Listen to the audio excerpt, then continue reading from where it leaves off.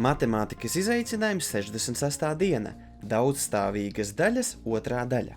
Šodien paskatīsimies nedaudz grūtāku piemēru. Skaitītājā 5/7 reiz 2 un saucējā 9 reiz 3/4. Ir divi veidi, kā var šādu atrisināt. Varam ievērot darbību secību un sākumā veikt reizināšanas darbību skaitītājā un saucējā. Skaitītājā 5/7 reiz 2 būtu 10/7 un saucējā 9 reiz 3/4 būtu 27/4. Daļsvītru uztvērsim kā dalīšanas darbību. 10/7 dalīt ar 27/4.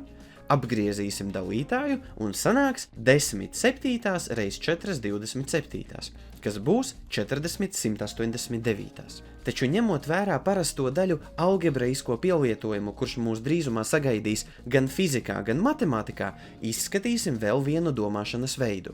No iepriekšējām izaicinājuma dienām mums ir šādas īpašības, un mēs viņas apgriezīsim otrādi.